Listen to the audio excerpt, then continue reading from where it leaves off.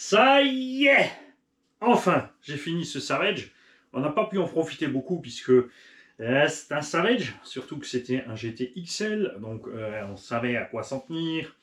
Couronne, pignon, problème de transmission, petite casse par là, petite casse par là, direction, porte-fusée arrière, tout ça, ça a été fait, bien évidemment. Et là, je suis très très très content à l'heure où je te parle, puisque j'ai fait le KPM, j'ai fait le Revo, j'ai fait le Sledge. J'ai mis une petite caron incassable. Je te montre vite fait parce que juste mis comme ça, j'ai pas mis tout l'attirail dessus. Moi, j'aime pas le. Il y en a trop. Je préfère comme ça fait un peu plus léger. J'ai passé des vis M4 par au-dessus, des écrous par en dessous et basta. La cage est bien montée dedans. Mais comme ça lui donne un petit côté plus léger sur le look. On verra si on ajoute après tout le reste. Le MTX est fait, quoique là, j'ai eu un doute en commençant la vidéo, je vais dire le MTX est fait. Et je suis en descendant, je me dis, mais attends, tu n'as pas mis les batteries, tu n'as pas mis gaz, parce que j'ai tout remonté, mais si ça se trouve, je vais mettre gaz, ça va faire... Ou alors derrière, le diff arrière va faire... Donc, à voir. Ok? Le DB10 Pro est prêt. Lui, il est prêt depuis des lustres, il attend. Hein?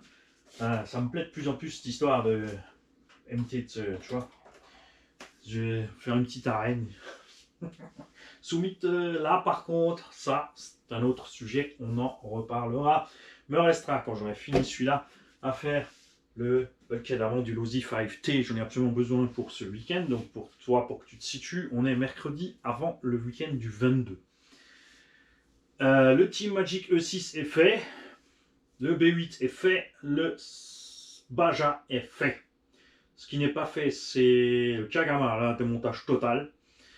Le Dirty Rat, on verra ce que le gagnant veut. S'il le vend 608 dans l'état, à lui de voir. Évidemment, on n'a pas préparé l'extrême VTE2. Ça, j'aimerais bien le faire avec Rafouille dans l'atelier, préparer tous les deux. Alors, ça va être une bonne partie de poilade, ça c'est sûr. Les deux TT, enfin la Tamiya et l'autre un dixième, pardon, je veux dire.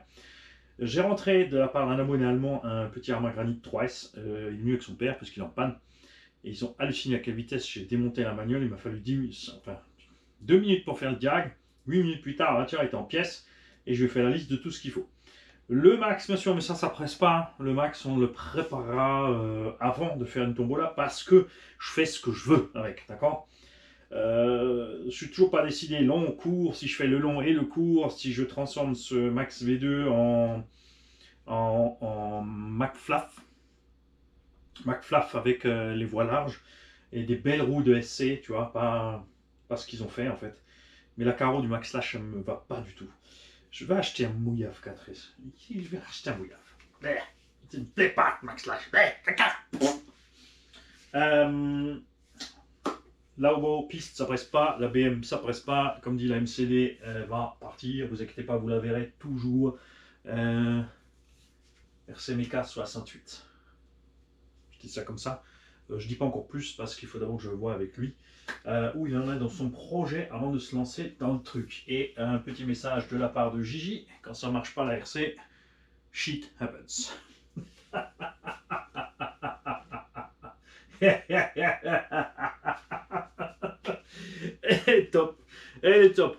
Avec le MCD 120, le XRT, j'en ai marre, je l'ai assez vu, pour moi c'est tout essayé. Alors il est plus funky comme ça, vraiment comme je l'ai fait en étroit avec les roues cross et le gros moteur, mais j'ai repris un X-Max. Je sais, oui mais j'y peux rien.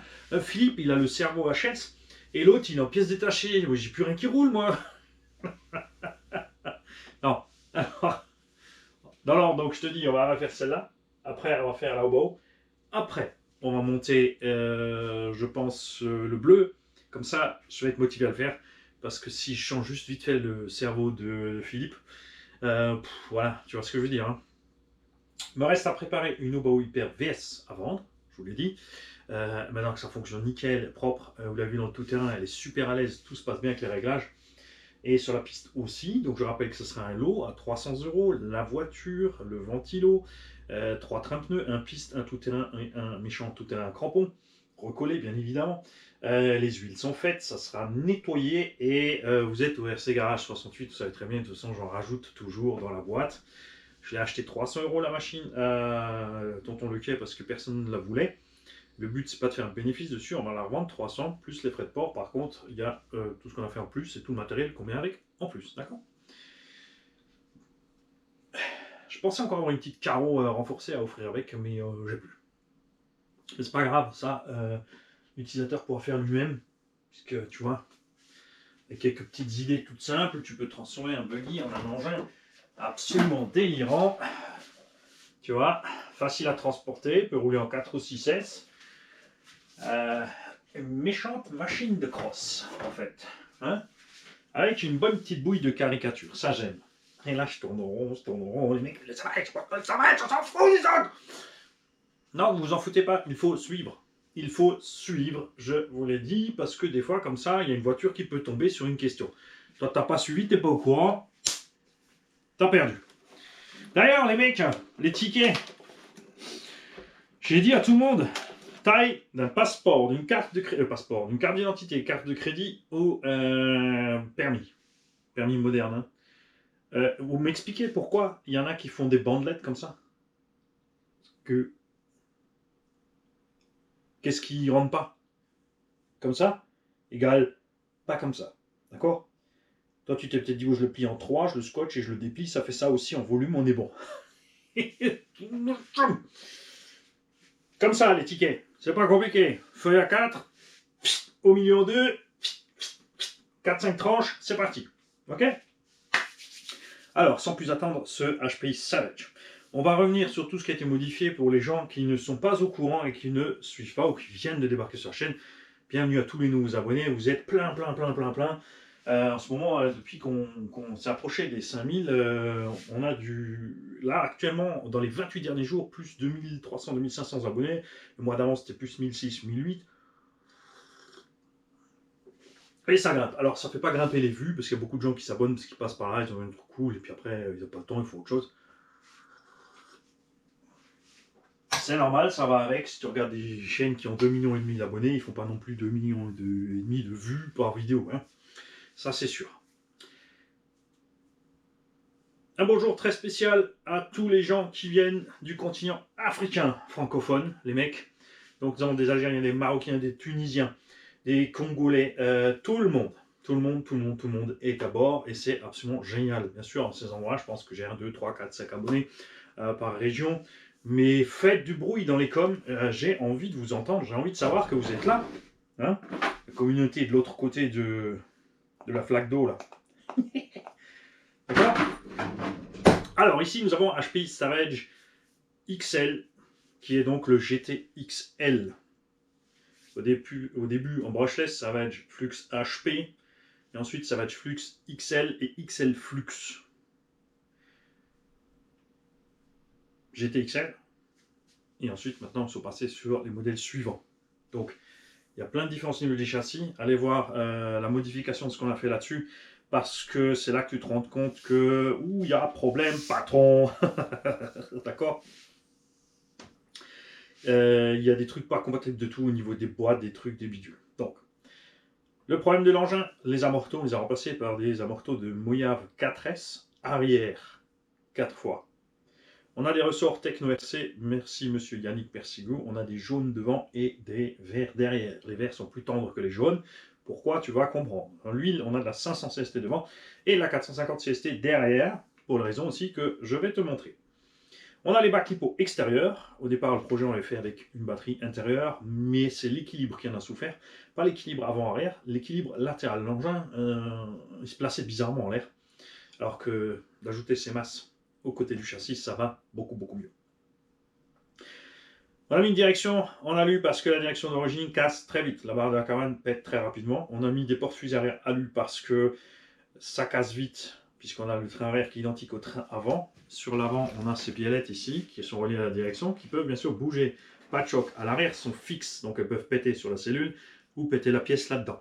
Il te reste donc 2 pièces de rechange de devant, pour justement si tu as une casse devant. Donc moi, généralement, j'en reste là, je mets juste la huile derrière et ça se règle là. Les amortos, tu as le choix, hein. Il y a les amortos HPI Big Bore qui sont absolument super, mais entre 120 et 150 € les 4. Là, j'en ai eu pour beaucoup moins cher. J'en avais déjà deux que j'avais commandé pour faire des modifs, des machins. J'en ai juste racheté deux chez Jenny RC Sport aux US. Et voilà. La carreau, bien sûr, Elsace Body RC renforcée. Et attends, avant que tu enlèves la carreau. Oh là là. Et tonton Mani. Alors, Elsace, c'est un délire. Ça m'a fait délirer sur toutes les caisses que j'ai préparées. Là, j'ai laissé. J'ai mis les petites cordes métalliques là. Et. Donc, la suspecte. On est un peu plus réactif derrière, un peu moins devant. Mais quand tu appuies tout, il remonte kiff parce qu'il est chargé plus à l'avant. On peut décrocher. Lui, il navigue à mi-hauteur à peu près, et ça donne ça. J'aime beaucoup. Bien évidemment, si on fait des gros sauts, on va aller taper. Moi, je m'en tamponne. Ce que je veux, c'est le confort de conduite quand je roule dans tout terrain. Quand tu fais une suspension suffisamment dure pour encaisser les gros sauts, et si tu es terrorisé du châssis qui tape, tu vas te retrouver avec un engin inroulable, parce qu'il va être là, et puis il va faire tout le temps ça dans la pause. C'est dégueulasse. Alors que là, bah, ça roule. Du fait qu'on a mis les fusées arrière, les portes fusées arrière en alu, j'ai acheté les biellettes supérieures réglables de série. Ce n'est pas réglable et les réglages de série sont très bons. C'est juste parce qu'on a modifié cette pièce. Tu n'auras pas besoin de le faire avec n'importe lesquelles de ces portes fusées, d'accord? C'est juste ceux que j'ai achetés. C'est la première fois que ça m'arrive. Les autres, je n'avais pas ce problème.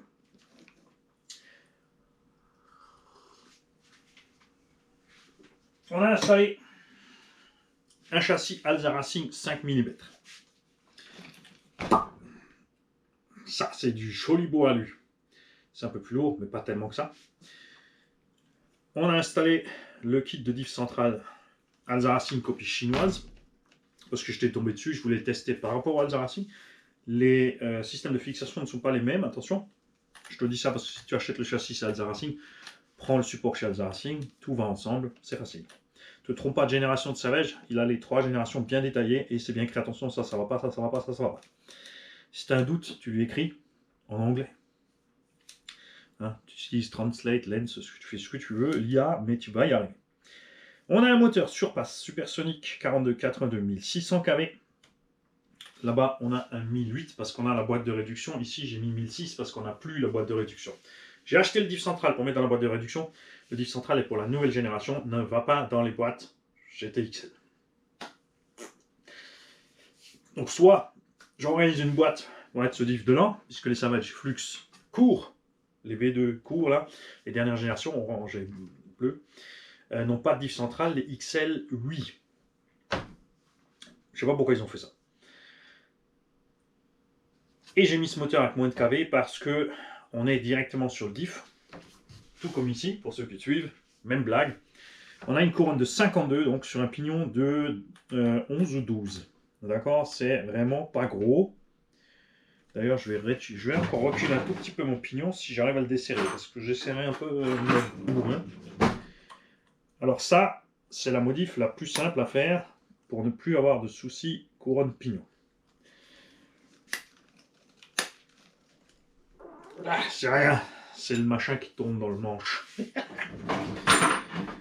On ne frotte pas, on est bon. J'ai un diff central Losi LSD de Losi 3 XL. Auto-bloquant, donc il est relativement détendu. On a le poids devant, donc ça ne va pas trop décoller. Et si ça mouline, ça va ralentir et verrouiller. Variateur Obi-Wing Max 8, bec à 7.4, cerveau 9 e-mode, brushless, non c'était pas un brushless, c'est un coreless, 45 kg IP67, le vari aussi est relativement étanche, le moteur plus ou moins. Après je vais pas faire le gros cochon avec celui-là, c'est pas pour ça que je l'ai fait. Et alors j'aurais pu laisser faire un bac lipo à l'arrière, un peu penché comme ça, une lipo standard 135, ça rentrait. Mais on voulait donc ramener un peu les masses vers l'avant. Et comme dit, point de vue équilibre, c'était pas super avec les trucs à l'extérieur. Là, ça va mieux. On est bien. On a le poids, tu vois, en avant, léger, pas trop. Ça a l'air comme ça, mais le moteur est... Tu vois, le milieu est là du véhicule, donc le moteur est juste devant le milieu. Il fait 500 grammes. Le vario derrière avec la platine, ça fait que 200 grammes, donc on a 300 grammes en avant. Et les lipos, les bacs lipos sont longs, mais les lipos sont ici, j'ai mis les mousses là. Donc là, je peux très facilement mettre les mousses ici et avancer mes lipos. Je peux reculer les bacs lipos, il y a une fixation en plus sur le châssis Alza. Tout va bien. On va mettre la bestiole en route.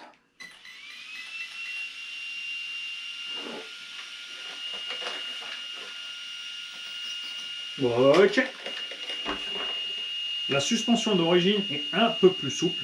Je préfère encore, mais je me suis décidé à faire un peu un mix entre la souplesse d'origine et de quoi faire, comme dit au moins, le petit saut qu'on aime bien s'envoyer ici dans le terrain. Donc le cerveau Nafimod, hein, ça rigole pas. C'est loin le cerveau honteux d'origine, 9 kg. À un moment il y a des 15, tout d'un coup c'est passé à 9, ou même si encore 15, c'est ridicule. Ça ne suffit absolument pas. Les constructeurs oublient toujours, ils partent sur la charge statique. Ils se disent l'engin fait 6 kg, si je mets un cerveau de 9, ça suffit. Ben non, ça suffit pas du tout parce que toutes les forces motrices tirent les roues droites. En plus tu mets de l'huile dure, plus ça tire sur le cerveau, il y a le poids du véhicule en virage qui pèse sur la gueule de la machine quand tu veux braquer de l'autre sens. Donc 6 kg lancé à 50 km/h, tu fais ton calcul. Hein, et tu vois un peu les efforts que ça se prend dessus. Nous avons bien sûr les stickers de rigueur du garage et de Alza Racing, c'est le site ALZA Racing, d'accord, .com, tu vas le trouver. Je pisse sur le nitro ou tu pisses du nitro, tu le prends comme tu veux.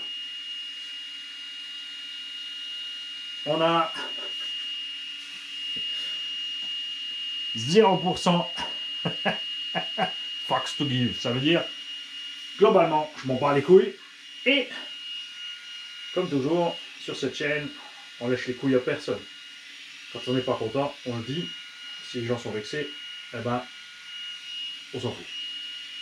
D'accord? Faut pas se vexer quand on dit quelque chose qui ne te plaît pas. Il faut. Tu peux expliquer si tu as envie, tu n'es pas obligé. Tu peux donner ton avis dans le calme. Et là donc, avec ce petit rapport de transmission, l'engin peut partir sans togging. Hein. Je te le fais pas là parce que on le sait déjà sur le stand. Donc tu vois, je peux partir vraiment cool.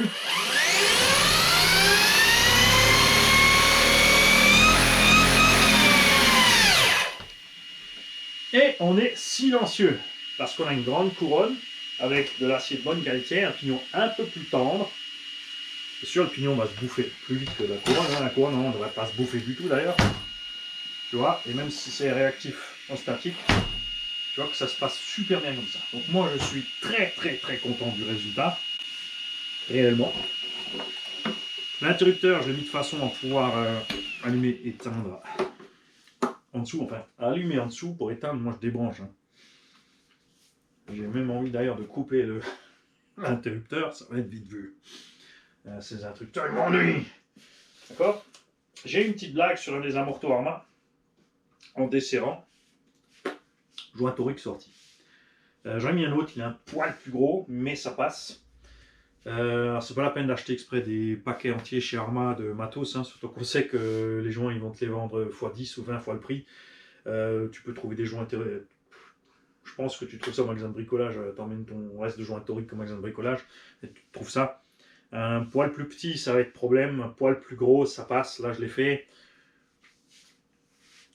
On verra ce qui se passe. Le capuchon de la morteau n'est pas prévu pour être démonté facilement. Il s'est arraché la dernière fois parce qu'on a fait n'importe quoi. J'ai donc collé un super glue. Basta! Si j'ai encore une couille avec ces amortos en main sur cet engin, ils sont bons, hein. C'est juste, voilà, c'est l'engin qui fait ça aussi avec sa masse et ce qu'on a fait avec. Je n'hésiterai pas à passer sur... J'achèterai les big bores. De toute façon, honnêtement, je te le dis, j'ai envie d'acheter un salvage court, puisque j'ai le diff ici, et il n'est pas équipé d'origine du diff, donc j'ai un diff ici, pour foutre dans le court, et me faire un salvage court, peut-être mettre les big bores sur lui, et voilà, comme ça, puisqu'il n'y a pas beaucoup de MT1.8, donc on va quand même être obligé de passer sur les versions courtes et les longues de chacun, pour avoir assez de MT. Les roues qui sont là-dessus sont les ICC Racing. Donc à la base, Thunder Tiger faisait ses pneus. ICC Racing a racheté les moules. Il les fait un peu plus costauds, il met des meilleures mousses, il a mis des jantes Pedlock avec, c'est un poil plus lourd évidemment. J'ai gardé ces roues, elles sont assez fines, mais ça match bien avec, comme l'engin était quand il est sorti, le XL Octane en fait, qui me plaisait le plus. Donc celui-là, il est vraiment chouette comme ça. Je mettrai peut-être les plus petites roues, je mettrai des plus larges. J'ai, ça il faut le savoir, sur le XL, il y a des élargisseurs qui sont induits dans les fusées sur ce vieux modèle-là. D'accord? Il y a une cale et ensuite tu as ton exa monté dessus et tu as un petit écrou là. Les nouveaux modèles ont des écrous de 17. Donc là-bas, je ne suis pas allé voir comment ils ont fait l'élargisseur, s'ils ont fait une longue fusée ou pas. Toi, tu en avais un. T'en avais un aussi, Mani, mais qu'est-ce que tu fous? J'en avais un dans les mains. Ah, mais j'avais pas les trucs de 17, si? Je sais plus. Faut que j'aille voir mon propre unbox. Ce qui s'est passé là-bas. Donc j'ai les fusées courtes, parce que là, évidemment, il est large. Tu vois, avec les fusées courtes, on va perdre ça par côté. Donc les roues seront là. Le problème, c'est qu'après, ça va aller toucher avec des roues de grand diamètre comme ça. Avec des roues plus petites, ça ne posera aucun problème pour réduire. Parce que j'ai encore 4 superbes Big Joe là-bas. N'est-ce pas?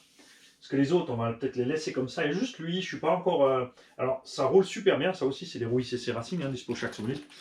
Comme vous avez vu, on a fait les cochons. Il ne nous a rien arrivé avec les roues. Le piège est qu'il faut absolument percer la bande de roulement. Moi, j'utilise une fraise de ce type-là pour le faire.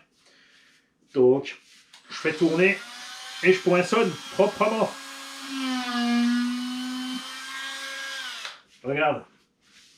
Alors, je suis passé dans le trou que j'avais déjà fait pour que je le vois mieux. D'accord? Et tu fais gaffe de ne pas accrocher la mousse dedans. Hein. Tout simplement. J'ai volontairement aussi rehaussé par en dessous le système. Normalement, ça, c'est monté ici. D'accord? Et tu as le diff qui finit à ras, surtout la 52. La 52, je dirais même qu'elle dépasse. Moi, j'ai mis le cardan long devant, le plus court derrière. J'ai repercé mon châssis pour reculer ça, pour passer le moteur devant. Parce que normalement, c'est ici, et tu as le moteur derrière. D'accord? Mais je voulais les masses max en avant. Comme dit, de toute façon, je pense qu'on jonglait sur les batteries. Et je pense vraiment que là, on sera pas trop mal niveau équilibre sur le terrain. Ça me plaît. Regarde ça. Comme ça fait chouette, au final, de retrouver une petite collection de MT sympa. Tous en état de marche et entier. J'ai hâte que KPM nous fasse un châssis long pour cet engin-là. Là, on est en 350 mm d'anthrax. J'ai vraiment envie d'un 390. Avec la largeur qu'il a, ça sera un peu mieux. Ça sera aussi la taille du Revo et de celui-là. N'oubliez pas de temps en temps taquiner au BAO. Vous envoyez un mail au service après-vente au BAO à Taïwan en anglais pour leur dire ce serait bien. Il y a encore le MTX, il faudrait des bras de suspension plus solides et il faudrait faire des tourelles où les amortos ils n'aillent pas toucher, par exemple. Tu vois, les petits détails encore pour qu'ils améliorent encore ce produit. KPM a l'air bien parti. Franchement, il y a des choses qui ne nous plaisent pas dans l'esprit Monster comme on est habitué. Nous, on voulait une transmission fermée, une réduction, un machin, un bidule. Lui, il a pensé stunt. Pour KPM, pour KKPITS, cet engin, c'est comme celui-là. C'est un engin pour faire des stunts. C'est pas spécialement fait pour rouler vite sur des grosses distances et rouler sur tout ce qui bouge. Mais il est bien lourd, alors ça va bien. Mais tu vois, en anthrax long, là, on pourra mettre 8S.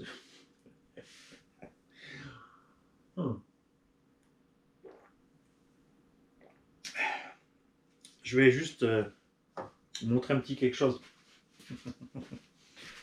On a quelques petits unbox à faire. Je sais que beaucoup d'entre vous aiment ça. Comme je vous l'ai dit, je ne peux pas tout le temps, tous les dimanches, unbox un truc neuf. Hein. Sauf si vous tous les abonnés vous participez, c'est-à-dire n'envoyez pas d'argent. Mais quand vous achetez une machine neuve, pensez, c'est super cool. Après, c'est sûr, je comprends, tu as ta machine neuve, tu veux l'unbox toi, tu veux tout chez toi, tu veux la salir la première fois toi.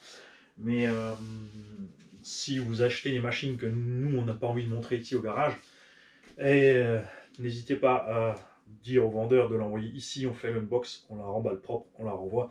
Si on a le droit de la rouler, vous avez vu tous les engins qu'on a eu le droit de rouler, on les a roulés bien sûr avec respect de l'engin, beaucoup plus cool. Il y a des abos qui nous ont dit mais vas-y non, parce que moi je vais faire pire et je veux savoir s'il tient ou pas. Il faut savoir que bien sûr on répare si on casse, il faut savoir que c'est nettoyé avant d'être renvoyé, sauf si tu me dis zero fuck given. Donc j'ai ici 3 petits colis et on n'a toujours pas fait la serpent. Pour les week-ends à venir, tu n'as pas vu la marque, tu n'as pas vu ce que c'est.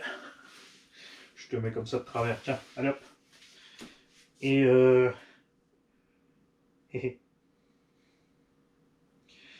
comme ça, ouais, voilà, c'est bien, tu aurais dû commencer par là, comme ça tu vois rien. Les dimanches, on ne fait pas d'unbox, on fera d'autres choses. Je viens de penser que j'ai pas préparé la vidéo de samedi sur les radios. Quand tu verras cette vidéo, l'autre sera déjà sorti par contre. Mani, tu as déjà 15 jours d'avance sur le programme des ateliers. Là, tu es en train d'attaquer une troisième semaine d'avance. Les mecs, ils vont rien comprendre. Il faudrait peut-être passer à deux vidéos d'atelier par jour. C'est vrai que les réparations, on pourrait les intégrer le soir en fait. Et condenser un peu les runs. Mais dans les runs, comme dit, il y a des trucs, des astuces, on parle de certaines choses, il y a des calembours, il y a de la manchette, il y a des trucs funky quand même. Hein. Mais ouais, je me suis posé la question si on n'allait pas travailler un peu plus les vidéos de sortie pour faire un peu moins de vidéos de sortie, par contre, les faire peut-être plus belles, plus fluides, plus intéressantes. Ça représente aussi du boulot. Je sais pas trop. Je sais pas trop. Ça veut dire que j'attends ton avis. C'est à ça que ça sert les commentaires, les mecs. Dites-moi tout ça. J'aimerais savoir ce que vous avez vu comme nouveauté qui est sortie dernièrement. Toute échelle, hein, on s'en fout. 4.2, 4.4, machin, bidule. Qui vous plairait de voir. Qu'est-ce qui vous intéresse. Des machines qui existent déjà mais que vous n'avez pas vu sur la chaîne. Donc la plupart, je te dirais pourquoi. Parce qu'il y a des machines qui sont sur une base commune.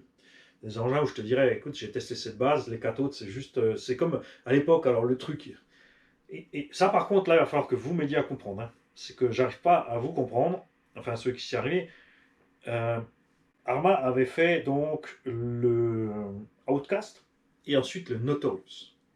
Et les gens, ils voulaient que je teste le Notorious. Mais j'ai déjà testé Outcast. Ouais, mais le Notorious, t'as pas testé. Mais c'est la même caisse. Prends les photos, regarde. C'est évident que c'est la même bagnole. Ils ont juste switché la carreau. Mais, tu vois. Et, hein, donc, ouais. Tu vois, je suis pas trop chaud pour tester ça. On a Parrain Mathieu. Je dis bien Parrain Mathieu. Parce que Parrain Mathieu. Avant, c'était Tonton Mathieu qui nous avait donc déjà offert quelque chose. Et là, Parrain Mathieu m'a envoyé un mail pour autre chose. Je vous dis pas ce que c'est. On vous fera la surprise. Euh, il y aura un peu de boulot dessus. Parce que moi, j'ai envie de préparer cette bécane, qu'il l'essaye une fois préparée et modifiée, et qu'il me dise ensuite, ah ouais, là, effectivement, je suis à l'aise, maintenant je comprends. Parce qu'il a une machine où il n'est pas à l'aise avec. Il l'a mis en vente, deux petits bugs, mais du coup, personne ne la veut. Après, c'est une marque qui, à l'occasion, a une super mauvaise cote parce que, vous verrez quand c'est là pourquoi. C'est pas les seuls, c'est pas les seuls. Euh, Crawler. Crawler, ouais, Emo X. J'ai envie de reprendre un Emo X, le tout normal. J'ai vu, c'est pas capot, une Jeep Anthrax 350 mm, je sais pas quoi Spider il s'appelle. Super look, boîte 2, mais diff bloqué tout le temps. Donc j'ai envie de reprendre un MOX3 pour faire ça avec le MOX3, tout simplement. Faut pas grand chose, couper les fenders, changer un peu l'arceau derrière et faire la même chose en version. C'est pas pour la taille, c'est juste pour la version diff débloquable. Il y a le Imo X2, c'est donc la même chose que le 1, mais avec une carreau de Cherokee. Le 3, c'est la même chose que le 1 et le 2, mais en version dépanneuse. Le XL à 6 roues motrices, c'est donc la dépanneuse en 6-6, donc à la place d'avoir une petite grue, il y a un plateau. Très tentant aussi. Et le Emo X4, magnifique Jeep Gladiator, fait envie aussi. D'un autre côté, les crawlers, tu vois, je fais quoi 5 runs avec. Je crois que le Emo X, c'est celui où j'ai fait le plus de runs, mais j'ai quand même fini par le vendre parce qu'après, voilà, tu commences à. J'ai fait du circuit avec, j'ai fait des sauts, ça va, il a tout encaissé, c'est absolument génial. Mais ça correspond pas. C'est pas ce que je cherche. En fait, c'est pas ce que je cherche. Il y a encore quelque chose que j'ai commandé aux US. J'attends impatiemment que ça arrive. J'espère que ça va arriver. J'espère que ça va fonctionner. J'espère qu'on va pas faire défoncer la rondelle par les taxes, parce que normalement j'ai déjà les taxes intégrées sur le truc, d'après le bon de commande, mais il faut se méfier, parce que des fois la douane, ils en ont rien à foutre. Ils cherchent pas à comprendre, ils te rajoutent le bins. Alors si c'est la poste, il faut payer au moment où ils sont là, après il faut se plaindre et machin, il faut justifier. Tu attends 3 mois pour récupérer ton argent si tu récupères. Si c'est DHL, ça va un peu plus vite, mais il faut aussi d'abord payer. Ils te livrent même pas en fait. Eux, ils t'envoient un mail, c'est les plus malins de tous. t'envoie un mail pour te dire qu'il y a des douanes à faire. Ensuite, toi, tu peux dire non, je l'ai fait moi-même parce que tu es libre de le faire toi-même jusqu'à un certain montant. Et les pires de tous, donc, FedEx. Alors, FedEx, par contre, heureusement, ils sont faciles. La dernière fois, quand j'avais commandé un gros truc, ils m'ont fait le même coup du mail. Mais j'aimerais bien qu'ils me fassent ce qu'ils font d'habitude, c'est-à-dire qu'ils me mettent le truc, qu'ils me livrent le truc et que je reçoive la facture un mois après. Parce que quand tu reçois la facture après avoir réussi ton colis, ta facture de douane, ils peuvent se la mettre. Mais bien, hein. Je veux dire, ils rentrent par le tuyau, ils sortent par l'oreille gauche, hein, en passant par la droite et en rentrant par le nez. C'est illégal. Donc tu envoies un recours en leur précisant que c'est illégal et que tu n'admets pas ça et que tu redéveloppes uniquement de la TVA mais pas des frais. Et là, ils cessent. Après, il y a leur société de recouvrement, ça s'appelle Scrotum. Scotum, il s'appelle, je crois, non, pas Scotum, Scratum. qui eux, ils continuent, eux, ils vont écrire tous les mois pendant 1 an un petit courrier avec une somme variable. C'est jamais le même montant, donc ça aussi, c'est illégal. Donc une fois c'est un peu plus, une fois c'est un peu moins. Et eux, au bout d'1 an, ils laissent tomber. Donc ne paniquez pas. Laissez venir. De toute façon, dans tous les cas, au pire, il y a des gens qui craquent, après ils laissent tomber et puis ils payent. Au pire, tu auras contact avec un huissier, l'huissier te demandera ce qui se passe. Ensuite, tu l'expliqueras, voilà, j'ai fait ça et ça, j'ai fait les démarches, il refuse de m'entendre, truc muche, c'est illégal. Et parce que moi j'ai eu le cas, hein, je l'ai fait, j'ai provoqué jusqu'à ce que l'huissier soit là, soit au téléphone, et je lui ai dit mais c'est pas légal, donc j'ai fait ça, ça et ça, ils ont fait ça et ça. Il m'a dit écoutez, je m'en occupe, il m'a rappelé 20 minutes pour plus tard pour me dire c'est réglé. Bon, la société de recouvrement, elle écrivait toujours. Hein. Imagine, 12 courriers à l'année pour récupérer Podzob. Formidable. Cherche pas, elle est stationnée quelque part dans le sud. La France, un peu cher, c'est normal. On fait de l'argent en étant sur la plage et on se bronze de la pilule. Et on ne comprend pas pourquoi les Alsaciens ils bossent tellement dur. Pour ça. Bon. Je me suis étalé un peu là, je crois. Ouais, alors je vais vous laisser. Je vais préparer tout ça, je vais préparer les tutos débutants. Donc il me reste à faire la radio. Donc on aura fait les 3 parties électroniques principales. Moteur, vario, cerveau et radio. Donc ça fait 4. On aura vu les ensembles de la machine. Et après, et bien après on va commencer à attaquer la position du châssis de la suspension. Ça va être bien ça. Là on attend les pros. Au passage aussi, quelqu'un m'a signalé que oui, l'amortisseur il devait sortir de moitié parce que sinon il ne fonctionne pas. Ton amortisseur ne fait qu'amortir. Il ne doit pas remonter le véhicule. Lui, il amortit la descente et la remontée, point barre. Selon le cas, tu peux régler qu'il amortisse un peu plus en entrée ou en sortie. Comme dit, si tu as un amortisseur de bonne qualité, c'est ce que j'ai fait, souvenez-vous, sur le Kyosho Rampage Pro. On l'a montré avec le réglage d'origine, comme ils ont prévu, le machin était enroulable et il glissait du cul tout le temps. J'ai mis les suspentes en dépression, donc en fait la caisse est tirée vers le bas, puisque le pont, lui, est non suspendu. Donc la caisse est tirée vers le bas, donc chaque fois qu'il y a une ornière, la roue, elle va bien, elle tombe dans l'ornière, en fait, elle ne décroche pas, on ne perd pas l'adhérence. Bien sûr, le véhicule va descendre plus vite, aller taper plus vite au sol que remonter, mais après c'est un engin où tu ne fais pas de saut. Alors certains vont faire l'inverse sur les engins où ils vont sauter plus, justement, ils vont rajouter un peu de pression dans le système hydraulique pour que quand ils arrivent en fin de compression, ça durcisse et ça n'arrive pas à taper par terre, mais tu crées des efforts énormes dans la suspension en faisant ça. En dépression aussi, mais beaucoup moindre.